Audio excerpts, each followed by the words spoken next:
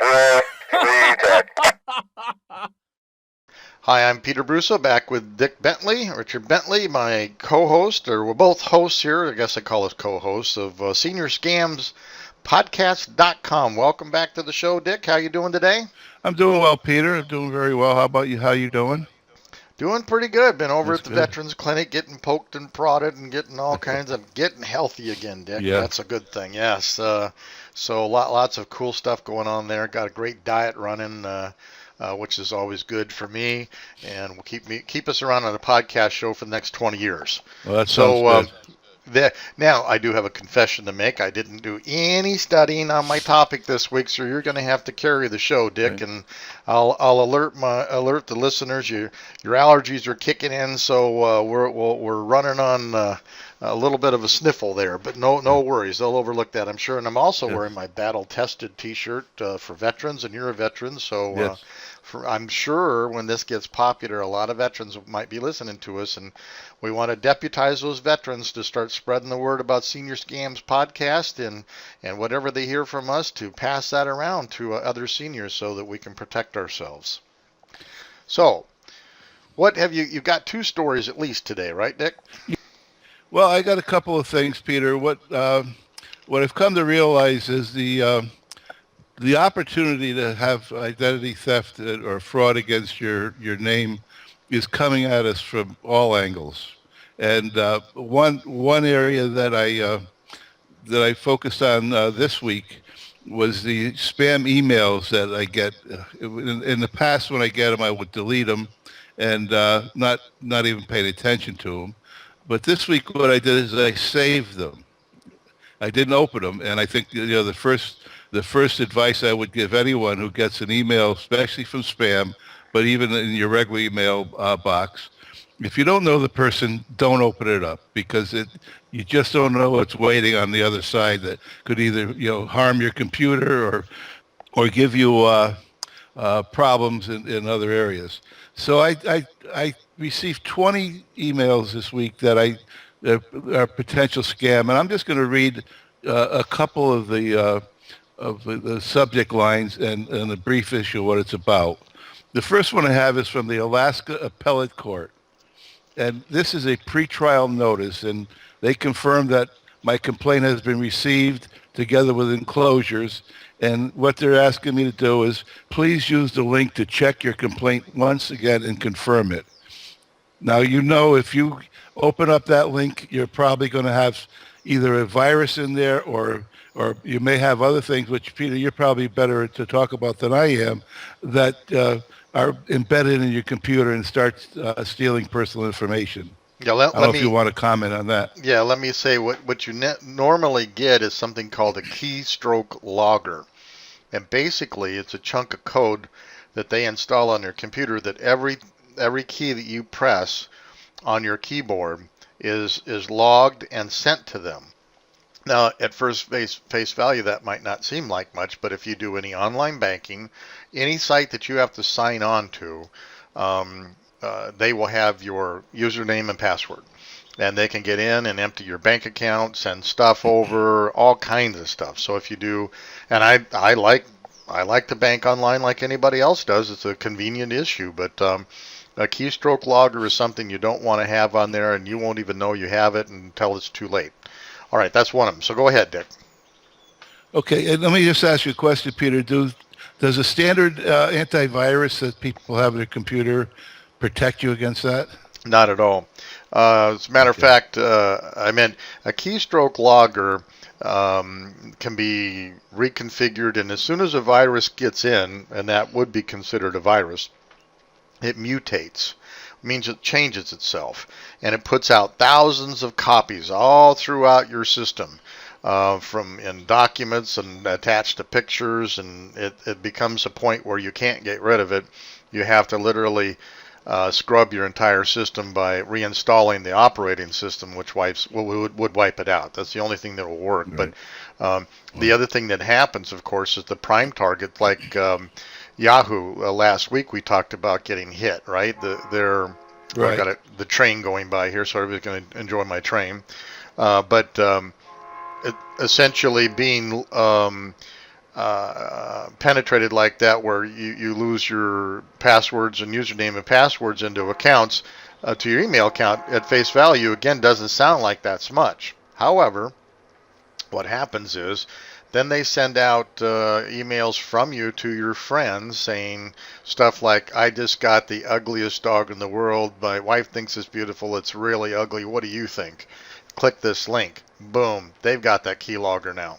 So it just virally goes out like that, and they just collect tons of information. So, all right, that's a technical Okay. sidebar there. So keep going there, Dick. Yeah. I just wanted to clarify that that they should be aware that their virus won't protect them. Another one which I find interesting, because we spoke of this last week, is about when people die, the potential for identity theft. And would you know, I get a an email subject death notice from a funeral home and cremation service, and they're offering their deepest prayers of condolences, and they want me to click on the invitation to find out more detailed information about the funeral ceremony. Oh, that's So terrible. Oh my I just God. found it interesting. Yeah. Oh shoot. So it's just, yeah. They're not missing And then there's a step, you know. no, I mean, it's just it comes at you from every direction. It's The ubiquitous. next one that Ubiquitous, I think, is the yes, term. It comes everywhere. yeah, it's amazing. The next email I got, the subject line was FBI investigates unit WADC need proof final notice, and its thing is very long, but the first paragraph says urgent attention needed. We have been informed through our global intelligence monitoring network that the sum of $10,500,000 has been released from a bank in Africa, and it goes on, and they want you to give them. Finally, if it ends with finally, if you truly want to receive this funds without FBI trouble, then reconfirm the following below: name, address, sex, contract number, and it's just again, it's just crazy. And then here's one that I think is very relevant today to today's world, and I'm thinking this is a scam. It may not be, but the subject line is President announced of the HARP program cut payments in half. Now, the HARP program is a legitimate government program that is helping people whose mortgages are underwater. But they want you to click a link and give them all sorts of information. I don't think that would be a real deal in my book. So. Yeah, that's right. There's a bunch of interesting stuff like that. Yeah. And as you pointed out last week with HUD, if it's a HARP program, you should be able to find a telephone number on a government website to talk with people. Right. Right, and then it goes on and on. I've received at least 5 or 6 that if I give these people my name, address, phone number, and not nothing beyond that, maybe a little bit more, I could get $10 million if they've got to get the money into the country, and this is the way they want to do it, and please don't notify anybody. So I mean, it's just, some of them are so ridiculous that I don't think anyone would fall for them. But They do. the takeaway I would, but the takeaway I would talk about as I wrap up this part is they send you these emails and they have an attention grabber subject line, Mm-hmm. and people's curiosity says, well, let me just open it up and see what it's about. I know it's probably not legitimate, but let me just see what it's about. And that's the mistake you make. As soon as you open up, then all hell breaks loose as far as what could happen to you, like you said earlier. So I would say when you get a spam email of that nature, and again, it doesn't have to be spam, it could be your regular email address. If you don't know where it's coming from, regardless of how provocative that subject line is, delete it. Just get rid of it. So that would be the reason why I kind of went over a few of these and talked about them. Is they try to grab you with this attention-grabbing subject line, Mm-hmm. and get your curiosity going. Yeah, that's they use good marketing, right? I mean, Yeah, I do marketing and helping people build their websites and businesses and all that stuff, and The most important thing is the headline, and that headline's got to have a U in it. All successful headlines have a U in it, and so you just won $10 million. To make it sound better, it's $10,491.26. Yeah.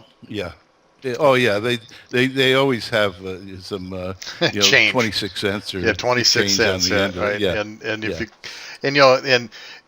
the listeners, when you're telling them don't open the email, well, they've already opened the email typically to read it. Don't open the Right. attachment. Yeah, when Yeah, they go that's right. That's click right. the link, don't click the link. There's not much can Right. happen to you by just opening the email to read it, typically. But again, if the subject line is "you won this" and or here's the information on the funeral, and nobody that has died, and if anybody died, you'd have been contacted other than some kind of surreptitious email. You know what I mean? Right. Right. Like I've got Right. a real good friend of mine who's dying right now in Canada, and such a sad situation, and my age and dying of cancer, and Wow. he's I moved his business out on the web. Kind of interesting business story, but I moved his business out on the web and made him a boatload of money out there and over the years, and we got to know each other very well, like any of my other clients. And he's going to pass here in a while, and I wouldn't get an email from some place saying, oh, here's the stuff on the funeral, and I'd get it from his wife slash girlfriend, and I wouldn't get it from some other place, I don't think, anyway. So Right. yeah, that's it. And you also said that there was some stuff in the USA Today or something. There was a paper. Yeah, I have a couple of things. One from the local desert paper, the Desert Sun. There is an article, 8 charged in tax fraud case. And to boil it down, there was 8 people arrested that, according to the U.S. Attorney, between 2008 and 2012, they filed bogus tax returns based upon information that they had hacked, Social Security numbers they had hacked from people, and the tune of $3 million in refunds that they received. And these people were using fraudulent Social Security numbers and information to file tax returns.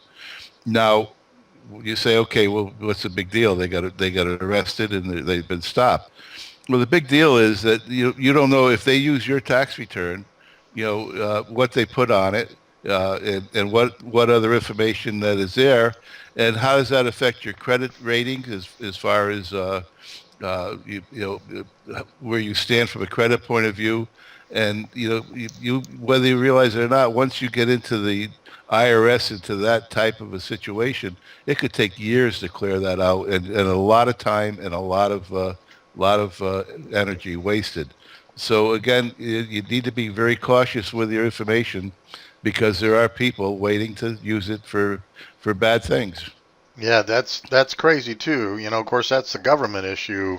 But death, taxes, Social Security number. I mean, it's amazing what these criminals will go do. It just seems almost endless. I bet you when we start adding up all the different scams, we're going to have a 3 or 4 page laundry list of different types of scams by the time we get done Well, with this. I agree with you, and I think that it will be continually get longer and longer because these people are going to find new ways and creative ways to get at you and to try and steal your identity. Mm, And mm, mm. that brings me to another article in another paper, and the headline is "Death Tax is a Sure Thing to Scam." And this is something I had never ever heard of. It's a list. I'll just read a little bit of the first paragraph. It's a list you would be caught dead on, and it's costing the federal government millions. It's the Death Master File, an ominous-sounding government database that contains the names and Social Security numbers of more than 83 million Americans whose deaths have been reported to the Social Security Administration. What's for whatever reason, the government keeps a master list of people who have passed away and their Social Security numbers, and And what's happening is the hackers are hacking into that database and stealing those Social Security numbers. Mm.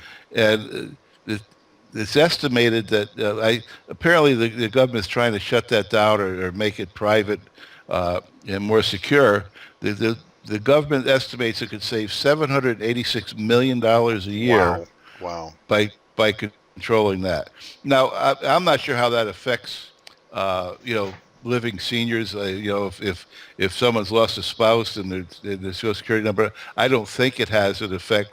I just, found it interesting. I'd never heard of the Death Master File, and it just blows my mind. It just is how many ways people can do illegal things, Well, and it's just amazing. one thing that is remotely possible is if the crook stole your Social Security number of your dead father and put in fraudulent claims, and the government tracks it down that it's your father or your family against that inheritance or his estate.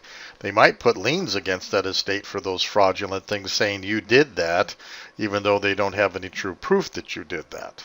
You know? Yeah, yeah. I, Yeah, I I'm sure there are ways it's going to come back to haunt you. I just wasn't sure, but that's a good point. I'm sure that they probably would do that. Yeah, like when you click on the link in one of these scam things, the dogs of hell descend upon your computer. Well, if you mess Yeah, around with the government, the dogs of hell could descend upon you yeah, from them too. You yeah. know, Eric Holder Especially the comes to dinner. IRS. Yeah, or Eric Holder comes to Yeah, dinner. And yeah, God yeah. help you if you're a Especially Tea the Party IRS. You member. don't Yeah, want to. Yeah. exactly. Well, God help you Oh, if you're a Tea Party I know. member. You know. Yeah, So yeah. so That's for anyway, sure. and that's the unfortunate part Yeah, is the like a shameless plug again for Legal Shield, but basically if your identity is stolen, getting all of that undone is darn near an act of Congress. And your Legal Shield stuff that you talk about being an independent Legal Shield associate, they take over and help get it unfixed. You don't have to do that. So that's a nice thing. yeah. It really is. It's a good service, and as we mentioned in previous podcasts, the separating factor between Legal Shield's identity theft program, and I'm an independent associate with Legal Shield, is that is the restoration of your identity theft. Right. And just quickly, this article, well, the you mentioned what they could do as far as maybe coming after a sibling of a person that's passed away. I just looking at it, the agencies that are affected by this is Social Security Administration, tax collection, pension systems, insurance companies, credit reporting agencies all use this data. So if someone grabs your parents' Social Security number from there and starts doing fraudulent things with it, it's not just the IRS. It could affect your credit rating because you're associated with it. It's just a massive problem that you'd have to deal with, and it wouldn't be easy if you think of trying to deal with those four or five different Crazy. businesses. It wouldn't be easy. It'd be crazy. No, I mean like yeah, my current medical insurance issue, I canceled my health insurance as in January, and they keep automatically deducting my account, and it's an act of Congress to get them to stop, and I fired them 2 months Yeah, ago. It's just like, yeah, and that's just an insurance company. Of course, you can't get through to them now because of the Obamacare. Everybody's calling, so yeah, they literally yeah, have you over a barrel.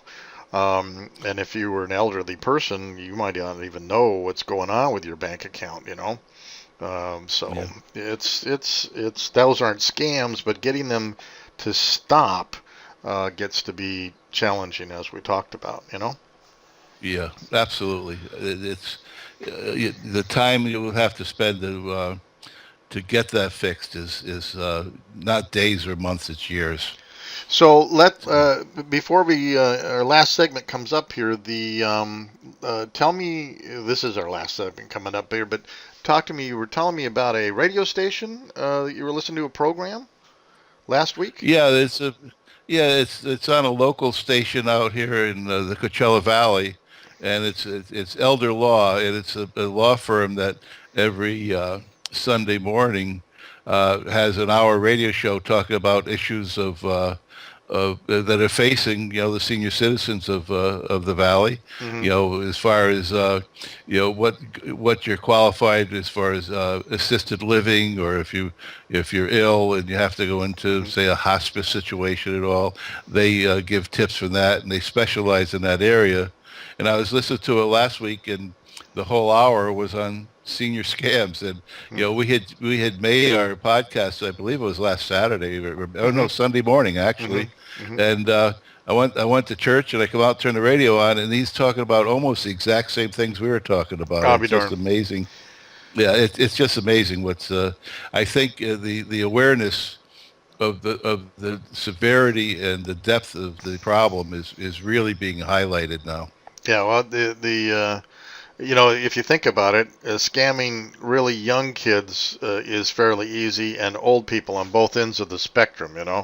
People in the middle, not so easy. So you can see these Right. whole crook industries cranking up. They make millions of dollars. It's just crazy that it pays that way. Well, I think they're in the billions of Oh, dollars it could as be, far as could be. what they're getting, just from some of the numbers that I've seen and read about.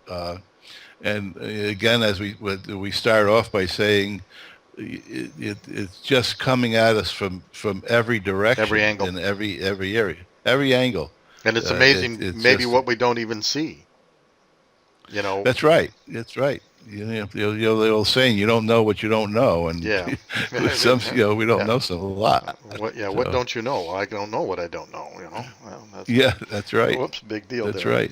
Uh, Yeah. I just lost my screen here. There we go. There we go. Now we're back. All right. So, okay, Dick. Well, this is a good podcast. And anything further you want to say before we close off?